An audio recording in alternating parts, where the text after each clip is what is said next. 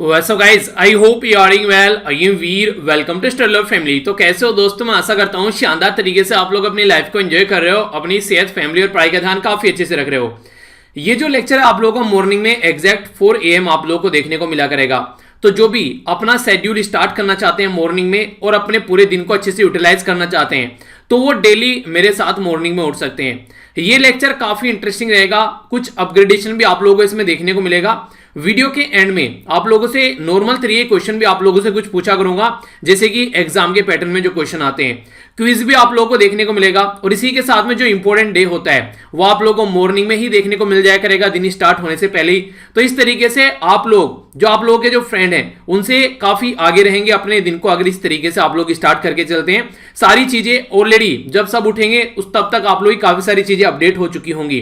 तो डेली आप लोगों को 2 लेक्चर ये देखने को मिलेंगे जो हमारे रेगुलर लेक्चर होंगे, यानी कि ये डेली आएंगे। जैसे नैनो मैगजीन हो गए यहाँ पर, ये 4 AM हो गया और दूसरा हो गया द हिंदू, ये हो गया 7 AM। तो ये टाइम फिक्स किया गया इनका ताकि आप लोग अपना शेड्यूल बना सकें और प्रॉपर वे में इनको फॉलो करके चल सके। अगर इन दोनों का कॉम्बिनेशन आप लोग फॉलो करके चल रहे हैं तो जो इंपॉर्टेंट पोर्शन है एग्जाम के पॉइंट ऑफ व्यू से वो सारा आप लोगों का कवर हो जाएगा। और मैं यहां पर करंट अफेयर कवर कर रहा हूं तो इसका मतलब ये है कि किसी भी एग्जाम की अगर आप लोग तैयारी कर रहे हैं जिसमें करंट अफेयर के क्वेश्चन आते हैं और ये आप लोगों को उस एग्जाम में फायदा पहुंचाएगा।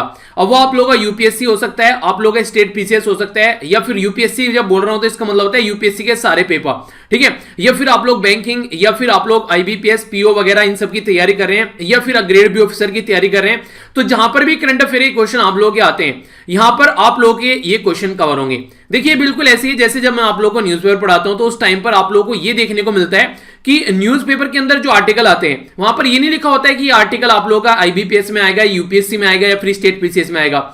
वो एक न्यूज का आर्टिकल होता है। तो जो इंपॉर्टेंट आर्टिकल होते हैं वो हम लोग कवर करेंगे तो किसी भी एग्जाम में पूछे जा सकते हैं। तो इस बात को माइंड में रखते हुए कि कई सारे बच्चे बोलते हैं सर आप तो यूपीएससी के लेवल पर ही पढ़ाते हो, तो देखो एक बड़ी जो न्यूज हो गई डिटेल में यूपीएससी के पॉइंट ऑफ व्यू से हो गई, पर उसका छोटा वर्जन जो है वो आप लोग के एग्जाम में पूछा जा सकता है। तो अगर जो आप लोग के साथ की तैयारी कर रहे हैं उनसे आप लोग एक स्टेप आगे होंगे अगर किसी दूसरे एग्जाम की आप लोग तैयारी कर रहे हैं। तो इसलिए इसको अच्छे से आप लोग को न्यूज को डेली मेरे साथ मॉर्निंग में उठ के चलना है। एक और इंपॉर्टेंट बात यहां पर यह है कि देखिए ये जो न्यूज हमारा डिस्कशन हुआ करेगा ये ऐसा डिस्कशन हुआ करेगा कि आप लोगों को पार्टिसिपेट करना रहा करेगा इसमें। अगर आप लोग यहां पर डेली मॉर्निंग में नहीं उठोगे तो एक तरीके से मेरे लिए भी ये कहीं ना कहीं डीमोटिवेटिंग फैक्टर होगा।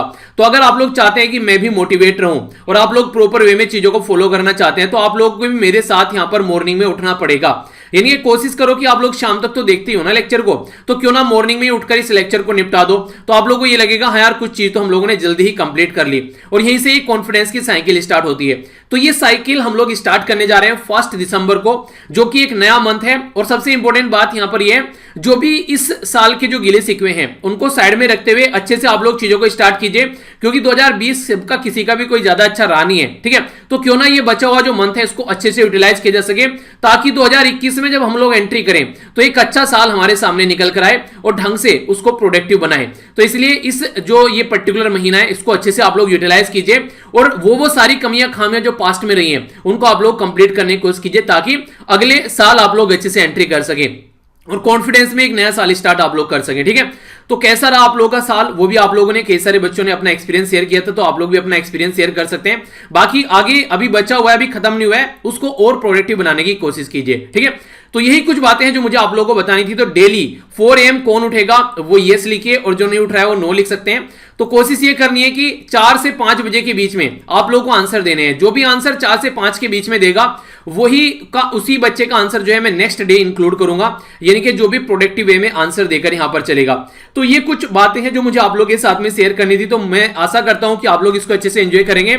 और जो बच्चे बोल रहे थे कि वीडियो जो होनी चाहिए वो 10 बजे आनी चाहिए या शाम को 5 बजे या फिर 7 बजे, तो देखिए अगर मॉर्निंग में ये वीडियो आ जाती है तो जिनको लगता है कि उनको मॉर्निंग में उठकर नहीं देखनी है, 10 बजे देखनी है, 5 बजे देखनी है, 7 बजे देखनी है, अपना टाइम टेबल बना रखा है, तो आप लोग उसको फॉलो कर सकते हैं, उसमें कोई भी चेंज नहीं करने की जरूरत है।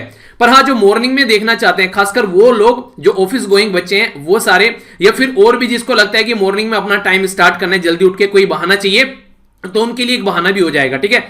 तो जो उठना है वो डेली उठने की कोशिश कीजिएगा और अपना एक्सपीरियंस भी जरूर शेयर कीजिएगा।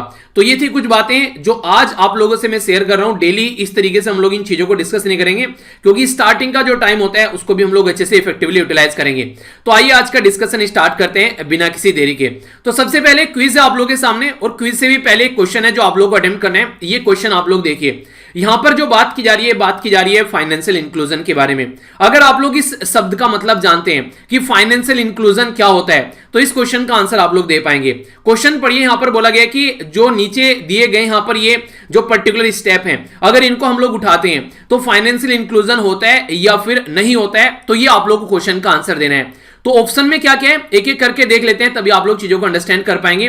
पहला बोला गया कि बैंक को नेशनलाइज अब किया जाता है, तो फाइनेंशियल इंक्लूजन होता है। दूसरा बोला गया कि फॉर्मेशन ऑफ रीजनल रूरल जो बैंक होते हैं, यानी कि जो रीजनल रूरल यानी कि रीजन वाले एरिया में, गांव वाले एरिया में जब खासकर कोई बैंक बनाया जाता है तो फाइनेंशियल इंक्लूजन करता है।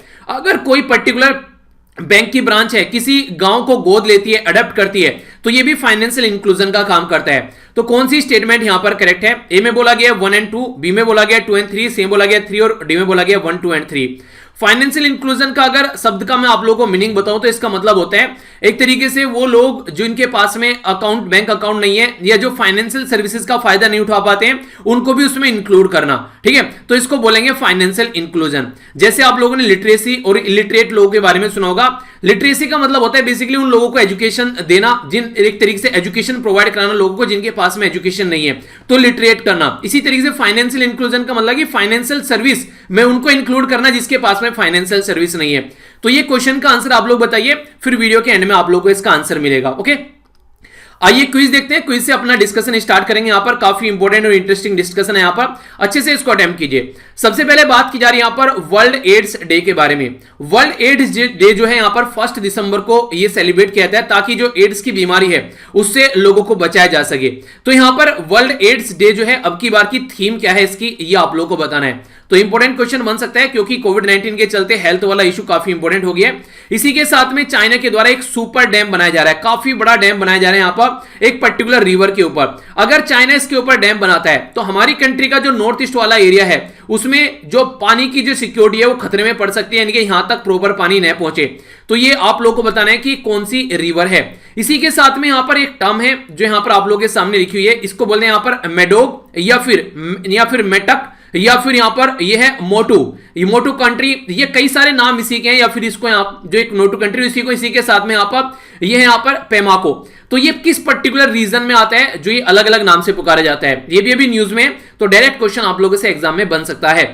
इसी के साथ में भी महाराष्ट्र के अंदर जो कोस्टल एरिया है वहां पर अभी कई सारा ऐसा फिनोमिनन देखने को मिला, जिसमें ब्लूइश ग्लो जो यहां पर जो लाइट है, अगर उसको देखोगे कोस्टल एरिया में जाकर, जो वहां पर तो लाइट जो पानी का जो कलर है वो नीले कलर का यहां पर देखने को मिल रहा था। कुछ चमकीले नीले नीले तारे से वहां पर देखने को मिल रहे थे।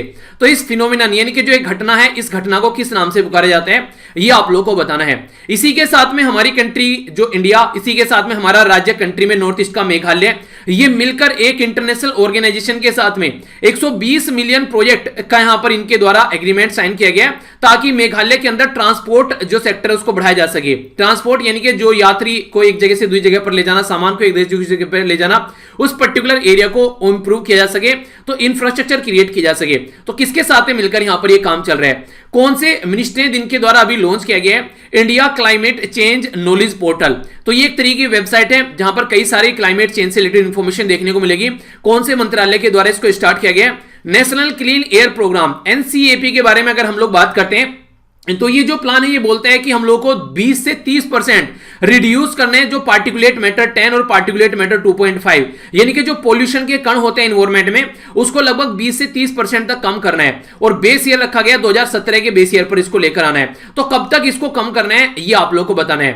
इसके साथ में यहां पर बात करते हैं मेरीन कमांडो। तो मेरीन कमांडो को यहां पर MARCOS, तो मर्कोस के नाम से भी आप लोग जानते हैं इनको। यहां पर ऑफिशियली जो इनका नाम है वो है MCF। ये यहां पर इंडियन नेवी की एक स्पेशल यूनिट है। तो ये रिसेंटली अभी न्यूज में है, तो इसकी फुल फॉर्म जो यहां पर बोली आप लोगों को ये फुल फॉर्म बतानी है जो MCF यहां पर लिखा हुआ है।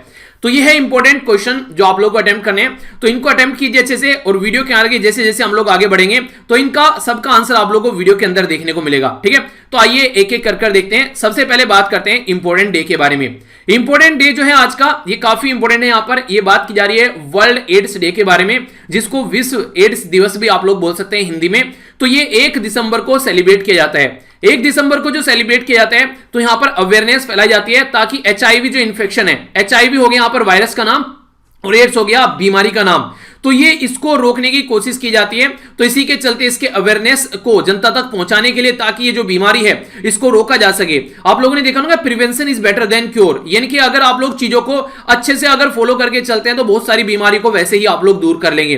तो इसी के चलते बोला गया कि वर्ल्ड एड्स डे जो है ग्लोबल सोलिडेरिटी शेयर रेस्पॉन्सिबिलिटी, यानी कि सबको साथ में मिलकर रेस्पॉन्सिबिलिटी शेयर करनी है, तभी हम लोग इस बीमारी से छुटकारा पा सकेंगे। बिल्कुल ऐसे जैसे कोविड-19 में मिलकर सब काम कर रहे हैं ना, उसी पैटर्न में इसको भी आप लोग अंडरस्टैंड कर सकते हैं। तो इंपॉर्टेंट है, यहां पर थीम जरूर याद रखिएगा। आगे बढ़ते हैं नेक्स्ट न्यूज की ओर। इंपॉर्टेंट न्यूज है यहां पर, जो ये न्यूज है ये आप लोगों को इंटरनेशनल न्यूज के पॉइंट ऑफ व्यू से भी, और इसी के साथ में एक मैप बेस्ड न्यूज भी आप लोग इसको बोल सकते हैं। तो दोनों तरीके से आप लोग इसको देखिएगा, डिटेल में यहां पर कवर करूंगा मैं इसको। ये जो न्यूज है यहां पर, इसमें बात की जा रही है चाइना के बारे में। चाइना एक पर्टिकुलर रिवर है जिसका नाम है यारलंग ज़ेंगबो। ये जो रिवर है इसके ऊपर एक सुपर डैम बना रहा है। सुपर डैम ये बनाया जा रहा है इसके द्वारा, यानी कि एक बहुत बड़ा बांध बनाया जा रहा है। बांध अगर देखें तो आप लोग इस तरीके से, ये जो पिक्चर है आप लोग यहां पर देख सकते हैं, चाइना के अंदर ये काफी बड़ा बांध है। इसका भी कई गुना बांध बनाया जा रहा है, जो कि वर्ल्ड में काफी लंबे या फिर बड़े बांध में यहां पर ये आता है। इसके बारे में मैं आप लोगों से बात करूंगा। तो लाइन ऑफ एक्चुअल कंट्रोल के पास में, खासकर जो उसके आसपास वाला एरिया है, तो उसके बारे में बात की जा रही है यहां पर। ये है यारलंग ज़ेंगबो। यारलंग ज़ेंगबो जो रीजन है यहां पर, ये खासकर तिब्बत वाले रीजन में यहां पर, ये अगर आज की डेट में चाइना इसके ऊपर बांध बनाता है तो हमारी कंट्री में पानी बांध का आना कम हो जाएगा, जिसके चलते जो नॉर्थ ईस्ट वाला राज्य है उसमें काफी इसका इंपैक्ट पड़ने वाला है। क्योंकि यारलंग ज़ेंगबो जो रिवर है यहां पर, अगर आप लोग इसको ढंग से अंडरस्टैंड कर पा रहे हैं तो ये वाला मैप आप लोग देखिए पहले ढंग से। यारलंग ज़ेंगबो या फिर सेंगपो के नाम से भी इसको जानते हैं, वही रिवर है जिसको अब जब नॉर्थ ईस्ट में एंट्री करते हैं तो इसको ब्रह्मपुत्रा का नाम हम लोग दे देते हैं। ये ब्रह्मपुत्रा रिवर जो है जब यहां पर जाकर गिरती है बांग्लादेश के अंदर तो इसको जमुना बोल देते हैं। जब ये गंगा से जाकर मिलती है तो इसको पद्मा बोल देते हैं, और फिर जब नीचे जाकर गिरती है ये तो इसको मेघना बोल देते हैं। तो ये सारे इन्हीं रिवर के नाम है, किसी भी तरीके से आप लोगों से एग्जाम में पूछे जा सकते हैं।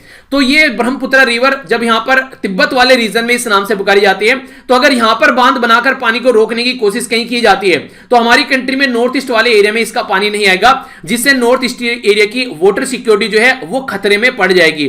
और ये जो पर्टिकुलर एरिया है जहां पर ये बांध बनाया जा रहा है, ये इसी का नाम है यहां पर मेडोग या फिर यहां पर मेटक, ये फिर मटाऊ कंट्री, ठीक है, मटरी कंट्री, ठीक है। तो इसी के साथ में यहां पर ये पैमाको ऑफ तिब्बत ऑटोनोमस रीजन के नाम से भी इसको जानते हैं, जो कि अरुणाचल प्रदेश के साथ में यहां पर टच करता है। ये जो बांध आप लोगों को यहां पर देखने को मिल रहा है, चाइना के अंदर काफी बड़ा बांध है जिसका नाम है थ्री जोर्ज डैम, ठीक है, टीजीडी के नाम से आप लोग इसको बोल सकते हैं, जो कि वर्ल्ड में लार्जेस्ट हाइड्रो पावर कैपेसिटी जो ये बांध है जो आप लोग यहां पर इसमें भी देख सकते हैं, इसका भी कई गुना यहां पर देखने को मिलेगा। बोला जा रहा है जो ये पर्टिकुलर डैम है इसका भी यहां पर 3 गुना ज्यादा है, ये पर्टिकुलर यहां पर काम करने वाला है। तो इसलिए ये कंसर्न का रीजन है हमारी कंट्री के लिए, जो कि यारलंग ज़ेंगबो के ऊपर यहां पर बनाया जा रहा है। तो इससे हमारी कंट्री में खासकर अरुणाचल प्रदेश के अंदर जो कि एरिया है उसको काफी इंपैक्ट देखने को मिलेगा। आसाम के अंदर जो इसका फ्लो है वहां पर, और आगे चलकर ये बांग्लादेश को भी इंपैक्ट डालेगा, यानी कि हमारी कंट्री के नॉर्थ ईस्ट राज्य और बांग्लादेश तक यहां पर आप लोगों को इसका नेगेटिव इंपैक्ट देखने को मिलेगा। तो इस तरीके से यहां पर ये एक इंटरनेशनल न्यूज भी हो गई, इंडिया के पॉइंट ऑफ से भी इंपॉर्टेंट है, बांग्लादेश के पॉइंट ऑफ से भी इंपॉर्टेंट है, और रिवर के पॉइंट ऑफ से मैप बेस्ड क्वेश्चन आप लोगों का बन सकता है, तो कोई कंफ्यूजन नहीं रखना है। नेक्स्ट इंपॉर्टेंट न्यूज यहां पर आप लोगों के सामने ये है महाराष्ट्र से रिलेटेड। महाराष्ट्र के बारे में बात की जा रही है। महाराष्ट्र में जो मैरीन वाला एरिया है यहां पर, तो जो मैरीन एरिया है उसमें अभी रिसेंटली जो ब्लूइश लाइट देखने को मिल रही है, जैसे आप लोग यहां पर देखते हैं ये नीले कलर के ये सितारे जैसी लाइट देखने को मिल रही है, इसका जो नाम रखा गया है, जो फिनोमिनन इसको बोला गया है, ये है ब्लू टाइड। तो ब्लू टाइड के नाम से इसका नाम रखा गया है, ठीक है। तो ये जो बेसिकली नीले कलर की लाइट देखने को मिल रही है, ब्लू टाइड जिसको हम लोग बोल रहे हैं, ये यहां पर जो मेरीन लाइफ है सी के ऊपर यहां पर deep shade of the blue ये जो अपियर हो रही है, किसकी वजह से अपियर हो रही है यहां पर, तो ये फोटोप्लैंक्टन, इनका नाम आप लोगों ने सुना होगा फोटोप्लैंक्टन का नाम। ये माइक्रोस्कोपिक ये मेरीन प्लांट्स होते हैं जो बेसिकली आप लोगों ने कई बार सुना हो, जो मछली भी अपने खाने के लिए यूज करती है। तो उसके बारे में यहां पर बात की जा रही है। तो ये काफी इंपॉर्टेंट है। यहां पर समुद्र में जो जीव जंतु रहते हैं उनके लिए खासकर फूड के पॉइंट और इनको यहां पर ये फोटोप्लैंक्टन या फिर ये डिनोफ्लैजेलेट के नाम से भी अगर कोई बोले तो कंफ्यूज आप लोगों को नहीं होना है।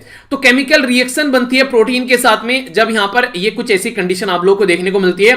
और जब यहां पर जो ब्लू लाइट ये रिलीज होती है, इसका मतलब है जो वेव डिस्टर्ब देखने को मिलेगी इन जो यूनिसेल्युलर जो माइक्रो ऑर्गेनिज्म है, जिसकी वजह से ये ब्लू लाइट यहां पर निकल कर आती है। यानी कि ब्लू लाइट का निकलना कोई एक अच्छा फिनोमिनन आप लोग नहीं बोल सकते कि ये सही है, क्योंकि कहीं ना कोई किसी न किसी तरीके का प्रेशर पड़ रहा है इनके ऊपर, जिसकी वजह से यहां पर ये लाइट रिलीज होती है। देखने के पॉइंट ऑफ से एक काफी इंटरेस्टिंग आप लोग इसको देख सकते हैं कि हाँ काफी अच्छा लग रहा है, देखने में सुंदर लग रहा है, पर लेकिन रियलिटी में इसके पीछे काफी बड़ी प्रॉब्लम आप लोग यहां पर देखते हैं, खासकर जो आज की डेट में देखने को मिल रही है। इन्वायरमेंट के पोल्यूशन के बारे में जब हम लोग बात करते हैं तो कई सारी ऐसी प्रॉब्लम सामने निकल कर आती है। एक और इंपॉर्टेंट टर्म है यहां पर जिसका नाम है यहां पर बायोल्यूमिनेसेंस। ठीक है, तो ये इसकी बेसिकली जो ये प्रॉपर्टी होती है, इसका मतलब होता है कि लाइट को एमिट करना।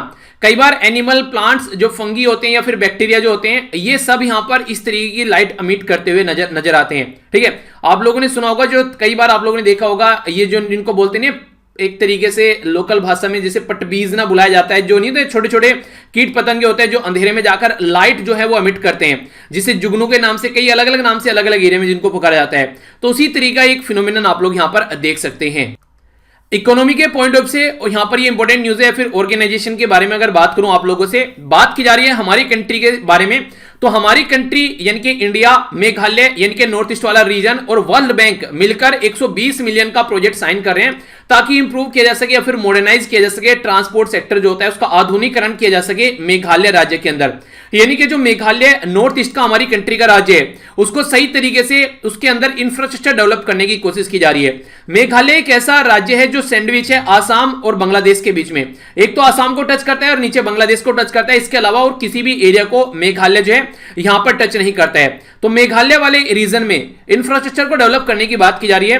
तो जो ये प्रोजेक्ट है यहां पर, ये इनोवेटिव वे में क्लाइमेट के पॉइंट ऑफ व्यू को ध्यान में रखते हुए नेचुरल बेस्ड सॉल्यूशन निकालेगा ताकि रोड को इस तरीके से डेवलप किया जा सके ताकि इन्वायरमेंट फ्रेंडली भी हो। तो इनोवेशन सॉल्यूशन जो है यहां पर वो प्रॉपर वे में यहां पर जो ब्रिज वगैरह बनाए जाएंगे, टाइम को कंस्ट्रक्शन को रिड्यूस किया जाएगा ताकि कॉस्ट जो उसकी रिड्यूस की जा सके। तो ये जो पैसा है यहां पर वर्ल्ड बैंक की जो ब्रांच है बेसिकली यहां पर international bank for reconstruction and development, जिसको IBRD आप लोग बोलते हैं, ये यहां पर बेसिकली ये लोन प्रोवाइड करा रही है। और ये जो इस तरीके के लोन आते हैं ना, ये लॉन्ग टर्म लोन यहां पर आप लोगों को देखने को मिलते हैं, जैसे कि 14 साल यहां पर टाइम पीरियड दिया है प्लस 6 साल ग्रेस पीरियड दिया है, यानी कि टोटल मिलाकर 20 साल में यहां पर ये जो लोन होगा वो हम लोग को पे करना है। तो इतना लंबा टाइम ड्यूरेशन आप लोगों को देखने को मिल जाता है। अगर बात करें वर्ल्ड बैंक के बारे में, वर्ल्ड बैंक जो है यहां पर ये इंटरनेशनल फाइनेंशियल इंस्टीट्यूशन है, यानी कि इंटरनेशनल लेवल पर एक इंस्टीट्यूशन जो कि फाइनेंस प्रोवाइड कराता है। Washington DC United state of America के अंदर इसका हेडक्वार्टर है। डेविड मालपास इसके प्रेसिडेंट है। और ये किसके अंदर आता है यहां पर, वर्ल्ड बैंक ग्रुप के अंदर यहां पर आता है, जो कि 1944 में बनाया गया था। ब्रेटन वुड कॉन्फ्रेंस का नाम आप लोगों ने सुना होगा, तो उसी के चलते यहां पर इसको बनाया गया था। International bank for reconstruction and development जो है यहां पर ये फाइनेंशियल इंस्टीट्यूशन यहां पर है, जिसका हेडक्वार्टर आप लोगों को वॉशिंगटन DC USA के अंदर देखने को मिलेगा। ये वर्ल्ड बैंक ग्रुप की एक आर्म है। ठीक है, तो यहां पर इसके भी जो प्रेसिडेंट है वो डेविड मालपास ही हैं। ठीक है, तो पर्पज ये रहता है कि ताकि पॉवर्टी को खत्म किया जा सके और डेवलपमेंट के लिए जो पैसा प्रोवाइड कराया जा सके यहां पर, तो ये काम करता है IR जो यहां पर जो बेसिकली IBRD। ठीक है, तो यहां पर international bank for reconstruction and development. Important news यहां पर इन्वायरमेंट के पॉइंट ऑफ से जो बात की जा रही है, ये आप लोगों को देखने को मिल रही है हमारी कंट्री की जो मिनिस्ट्री है environment, forest and climate change. तो environment, forest and climate change के जो मिनिस्ट्री यहां पर वो है प्रकाश जावड़ेकर जी के अंडर में। तो इनके द्वारा अभी क्लाइमेट चेंज जो नॉलेज पोर्टल यहां पर क्लाइमेट चेंज से रिलेटेड यानी कि जलवायु परिवर्तन से रिलेटेड हम लोग को ज्ञान देने वाला एक पोर्टल यानी कि वेबसाइट का शुभारंभ इनके द्वारा किया गया है। ये जो पोर्टल है ये एक तरीका इनिशिएटिव है जो कि वेरियस जो भी हमारी कंट्री में प्रोजेक्ट चलाए जा रहे हैं, जो यहां पर जनता तक उनको इंफॉर्मेशन पहुंचाई जा सके कि हाँ क्लाइमेट चेंज के फील्ड में गवर्नमेंट क्या क्या कर रही है। गवर्नमेंट के ऊपर कई बार लांछन लगाए जाते हैं गवर्नमेंट सही काम नहीं कर रही है, तो उनके बारे में इंफॉर्मेशन देगा कि हाँ भैया गवर्नमेंट सही काम कर रही है। कॉन्फ्रेंस ऑफ पार्टी के बारे में बात करूं अगर आप लोगों से, कॉन्फ्रेंस ऑफ पार्टी जिसको COP21 आप लोग बोलते हैं, तो ये जो कॉन्फ्रेंस ऑफ पार्टीज थी, ये पेरिस जो क्लाइमेट एग्रीमेंट है उसको इसी नाम से पुकारा जाता है, जिसमें हमारी कंट्री के द्वारा बोला गया था कि 1.5 डिग्री सेल्सियस हम लोगों ने टारगेट रखा था कि ग्लोबल एवरेज टेम्परेचर को हम लोग कंट्रोल करेंगे और अपनी कंट्री में जो रिन्यूएबल एनर्जी है उसके ऊपर फोकस देकर चलेंगे, ताकि जैसे कि सोलर एनर्जी हो गया या विंड एनर्जी हो गया, ताकि हमारी कंट्री में जो कार्बन एमिशन है उसको कम किया जा सके। इसी के साथ में नेशनल क्लीन एयर प्रोग्राम जिसको NCAP आप लोग बोलते हैं, ये भी काफी इंपॉर्टेंट प्रोग्राम है हमारी कंट्री में, जो कि 5 साल का एक टारगेट यहां पर रखा गया है कि हमारी कंट्री में जो पार्टिकुलेट मैटर जो 10 है और पार्टिकुलेट मैटर 2.5 है उनको 2024 तक 20 से 30% तक कम किया जा सके और बेस ईयर 2017 यहां पर रखा गया है। तो ये सारे जो भी प्रोग्राम है इन्वायरमेंट को ध्यान में रखते हुए इनका सोल्यूशन निकाला जाएगा। जैसे इंडिया क्लाइमेट प्रोफाइल तैयार की जा रही है, नेशनल पॉलिसी फ्रेमवर्क है यहां पर, इंडिया का जो नेशनली डिटरमाइंड जो कंट्रीब्यूशन है उसको ध्यान में रखा जाएगा, इंटरनेशनल क्लाइमेट जो नेगोशिएशन है उसके बारे में बात करेंगे, नॉलेज के बारे में यहां पर बेसिकली आप लोगों को देखने को मिलेगा, रेपोजिटरी, इसी के साथ में बायलैटरल मल्टीलैटरल कोऑपरेशन क्या है, क्या क्या यहां पर एडॉप्शन किया गया, कौन से एक्शन प्लान है, क्या क्या मिटिगेशन एक्शन यहां पर लिए गए, तो इसका एक ओवरव्यू आप लोगों को यहां पर देखने को मिलेगा। तो ये टोटल मिलाकर इंफॉर्मेशन इस पर्टिकुलर वेबसाइट पर मिलने वाली है। तो इन्वायरमेंट से रिलेटेड अगर कुछ लिखने के लिए भी आता है तो वहां पर भी आप लोग ये पॉइंट जो है यूज कर सकते हैं। नेक्स्ट इंपोर्टेंट जो न्यूज यहां पर आप लोगों के सामने डिफेंस और सिक्योरिटी के पॉइंट ऑफ से न्यूज है यहां पर हमारी कंट्री में जो रिसेंटली अभी न्यूज में है वो है जो है यहां पर LAC वाला रीजन। LAC में आप लोगों ने कई बार सुना होगा यहां पर पेंगोंग तेसो लेक के बारे में। ये वही लेक है जिसमें जो 3 इडियट मूवी का लास्ट सीन आप लोगों ने देखा होगा ना, जो वो फिल्माया गया है वो इसी लेक पर फिल्माया गया है, जिसमें करीना कपूर और जो वो वाला सीन है यहाँ पर कि हाँ नाग बीच में नहीं आती है, वो जो एक्टिविटी वहां पर देखने को मिल रही है, वो जो आसपास वाला रीजन अगर आप लोगों ने देखा होगा अपना सीन से नजर हटाकर, ठीक है, तो वो लेक काफी प्योर नजर आती है, बिल्कुल ब्लिस वाटर आप लोगों को देखने को मिलता है। तो उसी के बारे में यहां पर बात की जा रही है। अभी इंडिया और चाइना दोनों आमने सामने यहां पर झड़प रहे थे इस पर्टिकुलर एरिया में, तो उसी पर्टिकुलर एरिया में यहां पर बात की जा रही है मार्कोस के बारे में। मार्कोस को डिप्लॉय किया गया हमारी कंट्री में ईस्टर्न लद्दाख वाले रीजन में, तो यहां पर ताकि चाइनीज आर्मी को टैकल किया जा सके।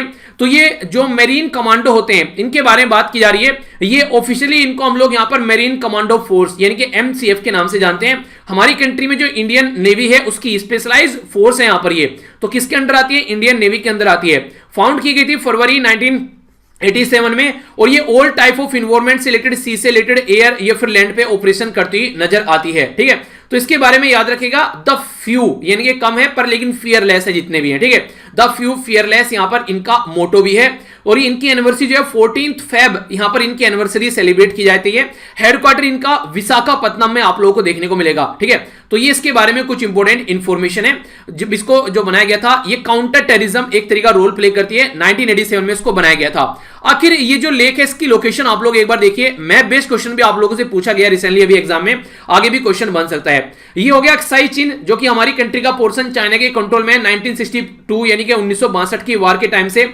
और यहां पर जो ये लाइन आप लोगों को देखने को मिल रही है इसको बोलते हैं line of actual control. India और पाकिस्तान के बीच में जो बॉर्डर लाइन है उसको बोलते हैं लाइन ऑफ कंट्रोल, और इसको बोलते हैं लाइन ऑफ एक्चुअल कंट्रोल। कई सारे बच्चों के माइंड में कंफ्यूजन रहता है जो नई नई स्टडी स्टार्ट करते हैं, तो कोई कंफ्यूजन नहीं रखना है। जो मैंने बात की पोंग एंड तेसो लेक के बारे में, तो ये जो लेक है इसका कुछ पोर्शन आप लोगों को देखने को मिलेगा नॉर्मली जो चाइना का कंट्रोल रीजन है यहां पर, और बाकी का पोर्शन हमारे कंट्रोल में है। तो चाइना चाहता है कि पूरी जो लेक है वो इसी के कंट्रोल में आ जाए, तो इसलिए चाइना की जो नीति रहती है वो इसी के चलते यहां पर आप लोगों को देखने को मिलती है। तो ये जो लेक है इसको याद रखिएगा, ये लाइन ऑफ एक्चुअल कंट्रोल के पास आप लोगों को यहां पर देखने को मिलती है। गालवान वैली के नीचे देखने को मिलेगी आप लोगों को, खासकर जो रीजन कई बार न्यूज में रहता है। तो ये पर्टिकुलर रीजन है जिसके बारे में हल्का सा आइडिया जरूर रखिएगा। एक इंपॉर्टेंट पर्सनैलिटी के बारे में मैं यहां पर आप लोगों से बात करूंगा। तो पर्सन इन न्यूज में एक ब्राजीलियन पर्सनैलिटी है जो काफी इंपॉर्टेंट है हमारी कंट्री के पॉइंट ऑफ व्यू से। जो ब्राजीलियन पर्सनैलिटी है इनका नाम हमारी कंट्री के प्राइम मिनिस्टर मोदी जी के द्वारा मन की बात में भी किया गया, अगर आप लोगों ने सुनी हो, इसलिए मैं आप लोग कहता हूं मन की बात आप लोग जरूर सुना कीजिए। इसमें बात की जा रही है जोनास ये है मेस्टी के बारे में।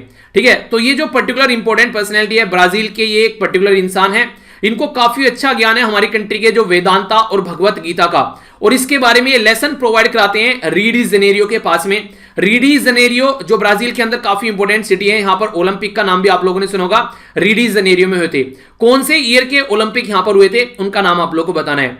तो ये जो पर्टिकुलर पर्सनैलिटी है ये मैकेनिकल इंजीनियर है तो मैकेनिकल इंजीनियरिंग से ये उब गए, इसलिए इनको लगा कि अब थोड़ा सा थोड़ा सा एक तरीके से जो जो गॉड है उसमें अपना विश्वास जताना चाहिए।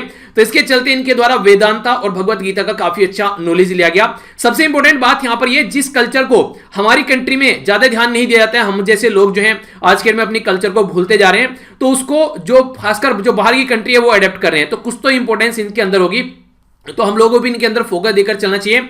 इनके द्वारा यहां पर विश्वविद्या करके यहां पर ऑर्गेनाइजेशन लोकेटेड है, जो कि यहां पर हिली एरिया है यहां पर, जिसका नाम है पेट्रोपोलिस वाले एरिया में। ये री डी जेनेरियो से लगभग 1 घंटा लगता है यहां पर जाने में। तो इंडियन जो टेक्स्ट है यहां पर भगवत गीता वेदांता, उनके ये नॉलेज यहां पर बेसिकली लोगों को देते हैं। संस्कृत मंत्राज वैदिक कल्चर के बारे में भी यहां पर बताते हैं। तो इस तरीके से आप लोगों से डायरेक्ट क्वेश्चन पूछा जा सकता है, क्योंकि इंपॉर्टेंट पर्सनैलिटी है, और खासकर हिस्ट्री कल्चर के बारे में आप लोगों से स्पेसिफिक जो न्यूज आती है वहां पर भी क्वेश्चन आप लोगों का बन सकता है। छोटी सी एक इंटरेस्टिंग न्यूज है यहां पर, इसके बारे में आप लोग जान सकते हैं। उन्हें कहते हैं कि आप लोगों की चटपटी खबर, तो चटपटी खबर में आप लोग इसको इंक्लूड कर सकते हैं यहां पर ये बेसिकली एक एलिफेंट था, कहां पर, पाकिस्तान के अंदर में। हालांकि ये 2 साथी थे, पर लेकिन एक साथी की डेथ हो गई, तो जिसकी वजह से एक साथी यहां पर अकेला रह गया। तो इसको यहां से निकालने के लिए पाकिस्तान से यहां पर वर्ल्ड लेवल पर कई सारे यहां पर एक तरीके से कैंपेन चलाए गए। तो यहां पर जो अमेरिकन पॉप स्टार है जिनका नाम है चार, इनके द्वारा भी काफी बड़ा यहां पर कैंपेन चलाया गया, और इसको वर्ल्ड लोनिएस्ट एलिफेंट का नाम भी दिया गया, इनके अकेला हाथी। तो ये जो अकेला हाथी था यहां पर, ये पाकिस्तान के अंदर था, हालांकि 2 हाथी लाए गए थे। तो पाकिस्तान के जू के अंदर एक की डेथ हो गई, अब अकेला यहां पर ये बचा हुआ था। तो इसको यहां से निकालने के लिए ये यहां पर कैंपेन चलाया गया, ताकि ये अकेला बेचारा यहां पर हाथी न रह सके, ठीक है। क्योंकि देखिए किसी पर्सन के बारे में अगर बात करें, अगर पर्टिकुलर पर्सन जो है वो अकेला रह रहा है कंप्लीटली, उसके साथ में कोई उसके जैसा कोई साथी नहीं है, खासकर जानवरों के बारे में बात करें, तो मेंटली भी डिस्टर्ब हो सकते हैं। तो उस तरीके से आप लोग इसको अंडरस्टैंड कर सकते हैं, ठीक है। तो इसका जो नाम है यहां पर, यह सहेली, ठीक है। तो यहां के the loss of his met, नहीं, इसका जो मेट था सहेली, ठीक है, एक तरीके से उसकी जान गई थी 2012 में। तो इसी के चलते यहां पर इसको यहां से निकालने की कोशिश की गई, और यहां पर अभी इसको निकाला गया, ये कंबोडिया में इसको सेंचुरी के अंदर पहुंचाया गया। तो ये काफी इंटरेस्टिंग न्यूज है छोटी सी, जिसके बारे में आप लोग आइडिया रख सकते हैं। तो जिसकी डेथ हुई है वो है सहेली, और इसका नाम है कवन, ठीक है। तो ये कुछ इंपॉर्टेंट, हालत की ज्यादा इंपॉर्टेंट तो नहीं है, पर फिर भी इंटरेस्टिंग न्यूज लगी मुझे, तो जिसके बारे में आप लोग आइडिया जरूर रखिएगा। तो ये था टोटल आज का डिस्कशन। आइए देख लेते हैं क्या क्या हम लोगों ने डिस्कस किया। एक तो सबसे इंपॉर्टेंट पॉइंट यही है कि जो आप लोगों को याद रखना है यहाँ पर, कि जो लेक्चर है वो मॉर्निंग में एग्जैक्ट 4 AM आप लोगों को देखने को मिलेगा, तो इसको अच्छे से एंजॉय कीजिएगा। इंपॉर्टेंट डे और उसकी थीम के बारे में जाना, काफी डिटेल में हम लोगों ने यहाँ पर समझा, रिवर के बारे में, क्या क्या डैम और कहां पर ये जो चाइना क्या क्या हरकतें कर रहे हैं उनके बारे में डिटेल में जाना। नेक्स्ट हम लोगों ने यहां पर जाना महाराष्ट्र में जो बीच है उनके एरिया में क्या क्या फिनोमिनन देखने को मिल रहा है, वो हम लोगों ने डिटेल में समझा। इसी के साथ में हम लोगों ने यहां पर इंडिया और जो वर्ल्ड बैंक के साथ में जो प्रोजेक्ट है किस तरीके से मिलकर काम किया जा रहा है वो समझा। नेक्स्ट हम लोगों ने यहां पर अभी एक छोटी सी एक इंटरेस्टिंग न्यूज देखी। इसी के साथ में एक नॉलेज पोर्टल के बारे में जाना जो कि इन्वायरमेंट से रिलेटेड है और क्या क्या एरिया में फोकस कर रहा है वो समझा। नेक्स्ट हम लोगों ने यहां पर जो बातें की, ये बातें की हमारी कंट्री में जो सिक्योरिटी फोर्स है उसके बारे में, जिसका नाम है मार्कोस। तो मार्कोस के बारे में हम लोगों ने जाना और मैप बेस्ड कुछ हम लोगों ने चीजें और देखी। एक इंपॉर्टेंट पर्सनैलिटी के बारे में और आप लोगों को यहां पर जानने को मिला जो कि काम कर रहे हैं हमारी इंडियन कल्चर के ऊपर। तो ये कुछ इंटरेस्टिंग चीजें जो हम लोगों ने जानी, इसके बारे में आइडिया रखेगा। बाकी ये आज का क्विज है जो कि आप लोग अटेम्प्ट करने हैं, इसको रोककर वीडियो को यहां पर पॉज करके आप लोग इसको अटेम्प्ट कर सकते हैं अच्छे से और फिर इसका आंसर अटेम्प्ट कीजिएगा आप लोग। बाकी थोड़ा सा रिवीजन कर लेते हैं जो हम लोगों ने कल डिस्कस किया था, पर लेकिन उससे पहले क्वेश्चन का आंसर भी आप लोगों को दे देता हूं। जो यहां पर फाइनेंशियल इंक्लूजन के बारे में बात की थी, तो फाइनेंशियल इंक्लूजन अगर टर्म का मतलब आप लोग देखेगा तो इसका मतलब क्या है। फाइनेंशियल इंक्लूजन बेसिकली जो एक तरीके से अवेलेबिलिटी की कोशिश करती है, इक्वल अपॉर्चुनिटी, ताकि फाइनेंशियल सर्विस प्रोवाइड कराई जा सके। फाइनेंशियल सर्विस का मतलब बैंकिंग हो गया, लोन हो गया, इक्विटी हो गया, इंश्योरेंस हो गया, ये सबको मिल सके जो फाइनेंशियल प्रोडक्ट होते हैं, तो उसको फाइनेंशियल इंक्लूजन का नाम दिया जाता है। अब मान लीजिए नेशनलाइज किया गया जो बैंकों को, तो इसका मतलब ये था कि जनता तक बैंकिंग सिस्टम को पहुंचाया जा सके, ठीक है। तो ये था। इसी के साथ में रीजनल रूरल बैंक बनाने का मतलब है कि गांव वाले एरिया में बैंकिंग सिस्टम को एक तरीके से जनता तक पहुंचाया जा सके। इसी के साथ में अगर बात करें बैंक ब्रांच अगर किसी गांव को अडेप्ट करती है तो उधार एक तरीके से गोद लेती है, तो इसका मतलब यह कि वो बैंक की जो ब्रांच है वो यहां पर सारे लोगों का अकाउंट खोलेगी वहां पर, तो इसमें भी फाइनेंशियल इंक्लूजन बढ़ेगा। तो आंसर यहां पर इसका डी हो गया, ठीक है। आइए अब थोड़ा सा रिवीजन यहां पर कर लेते हैं जो कल हम लोगों ने डिस्कस किया था एक तरीके से। वो सबसे पहले हम लोगों ने बात की थी NOTTO के बारे में, इसकी फुल फॉर्म आप लोगों को बतानी है, जिसमें हम लोगों ने ट्रांसप्लांट जो ऑर्गन है उनके बारे में हम लोगों ने बात की थी। इसी के साथ में 6 कॉन्जिक्यूटिव ईयर कौन सा राज्य हमारी कंट्री में लगातार जो ऑर्गन डोनेशन के मामले में सबसे आगे रहा। इसी के साथ में आप लोगों को यहां पर यह बताना है कौन सी कंट्री में अभी रिसेंटली जो डिस्क्रिमिनेशन किया जाता है, खासकर अगर बात करें लोगों को लेकर, तो उसके बारे में बात की जाती है उनके एक्सेंट को ध्यान में रखते हुए, क्या किस कंट्री की लैंग्वेज किस तरीके से बोली जा रही है, किस तरीके से उनके एक्सेंट है चीजों को बोलने का, उसके तहत यहां पर जो भी भेदभाव देखने को मिलता है तो उनके बारे में बात की जा रही है। ये कंट्री का नाम बताना है। कौन सी मिनिस्ट्री है जिसके द्वारा अभी रिसेंटली जो यहां पर चीजें देखने को मिली, टू व्हीलर के जो हेलमेट आप लोग यूज करते हैं बाइक के ऊपर, उसका स्टैंडर्ड अच्छा होना चाहिए। तो कौन सी मिनिस्ट्री ने यहां पर ये स्टैंडर्ड के बारे में बात की, ठीक है। और इसी के साथ में आप लोग यहां पर ये बताना है इसकी क्वालिटी के बारे में जो बात की जा रही है, तो कौन सा सर्टिफिकेट यहां पर इसको दिया जा रहा है। नेक्स्ट इंपोर्टेंट न्यूज यहां पर ये जीडीपी के बारे में भी बात की, नेगेटिव जीडीपी देखने को मिली 7.5%, और इसको यहां पर टेक्निकल रिसेशन का नाम दिया गया। जब दो कॉन्जिक्यूटिव क्वार्टर में हमारी जीडीपी जो है वो नेगेटिव में चली जाती है तो उसको टेक्निकल रिसेशन आप लोग बोलते हैं। तो ये भी इंपॉर्टेंट है। कौन सी मिनिस्ट्री है यहां पर इसके बारे में बात की जा रही है, जिसके द्वारा आर्चरी एसोसिएशन ऑफ इंडिया को नेशनल स्पोर्ट फेडरेशन के तहत प्रमोशन रेगुलेशन का काम दिया गया, जो कि बैन कर दी गई थी पहले। तो ये क्वेश्चन आप लोगों के सामने, तो अटेम्प्ट कीजिए इसको। सबसे पहले यहां पर बात की जा रही है National Organ and Tissue Transplant Organisation हमारी कंट्री में जो काम करती है। तमिलनाडु राज्य जहां सबसे ज्यादा ये फोकस एरिया रहता है। फ्रांस वो कंट्री है जहां पर लिबर्टी, इक्वलिटी, फ्रेटर्निटी के बारे में हम लोग बात करते हैं। तो फ्रांस में यहां पर जो बात की जा रही है डिस्क्रिमिनेशन के खिलाफ लड़ाई लड़ी जा रही है। Ministry of road transport and highway helmet का स्टैंडर्ड बढ़ाने की कोशिश कर रही है। हेलमेट अगर यूज करना है तो अपने फायदे के लिए यूज करना है, ना कि पुलिस से बचने के लिए यूज करना है, ये याद रखना। ब्यूरो ऑफ इंडियन स्टैंडर्ड के बारे में बात की जा रही है। इसके तहत हेलमेट को सर्टिफिकेट दिया जाएगा। इसी के साथ में नेशनल स्टैटिस्टिकल ऑर्गेनाइजेशन के द्वारा यहां पर बेसिकली बताया गया, इसके बारे में याद रखिएगा आप लोग, इंपॉर्टेंट क्वेश्चन बन सकता है। नेक्स्ट यहां पर यूथ अफेयर एंड जो स्पोर्ट मिनिस्ट्री है उसके द्वारा यहां पर ये न्यूज देखने को मिली कि आर्चरी को फिर से यहां पर जो स्पोर्ट को प्रमोशन का काम दिया जाएगा।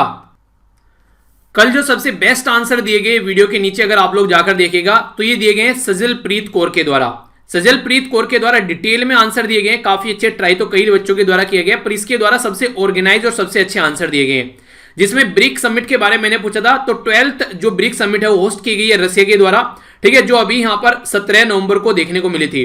The global stability, shared security and innovative growth इसकी थीम रखी गई थी। नेशनल स्टैटिस्टिकल जो ऑफिस है उसके बारे में आप लोगों से मैंने पूछा था, नेशनल स्टैटिस्टिकल ऑफिस, तो ये यहां पर National Sample Survey Office plus Central Statistical Office को मिलाकर बनाया गया, जो कि Ministry of Statistics and Programme Implementation के अंदर में आता है। इसी के साथ में फिल्म डिवीजन ऑफ इंडिया के बारे में मैंने आप लोगों से पूछा था। Film division of India ministry of information and broadcasting के अंडर में आता है, ठीक है। तो जो भी मुझे लगा करेगा कोई इंपॉर्टेंट अगर आंसर है जिस तरीके से ये मुझे लगा, तो उसको मैं पिन कर दिया करूंगा, ठीक है। तो उसको जाकर आप लोग देख लिया कीजिएगा। बाकी वीडियो के अंदर भी डाल दिया करूंगा, ऐसी बात नहीं है। आगे से जो भी क्वेश्चन मैं आप लोगों से पूछा करूंगा तो इनको आप लोग अच्छे से अटेम्प्ट कीजिएगा। संघाई कॉर्पोरेशन ऑर्गेनाइजेशन की जो मीटिंग अभी इंडिया के द्वारा अभी हमारी कंट्री में देखने को मिली, वो किसके द्वारा होस्ट की गई है, वो किसके द्वारा चेयर की गई है, ये आप लोगों को बताना है। और इससे पहले जो संघाई कॉर्पोरेशन ऑर्गेनाइजेशन की मीटिंग थी वो कहां पर हुई थी, ये क्वेश्चन है जिनके आंसर आप लोगों को बताने हैं। अगर लगता है आप लोगों की लेक्चर आप लोग अटेम्प्ट करते हैं, आप लोगों को लगता है कोई कंफ्यूजन है, तो नीचे कमेंट बॉक्स में जरूर बताना। बाकी पीडीएफ अगर डाउनलोड करनी है तो टेलीग्राम में स्टडी लवर वीर के नाम से जाकर यहां से डाउनलोड कर लेना, लिंक वीडियो के नीचे आप लोगों को मिल जाएगा। मेरे साथ ट्विटर, फेसबुक या फिर इंस्टाग्राम पर भी आप लोग कनेक्ट रह सकते हैं, ओनली वीर तालियान जाकर आप लोगों को सर्च करना है।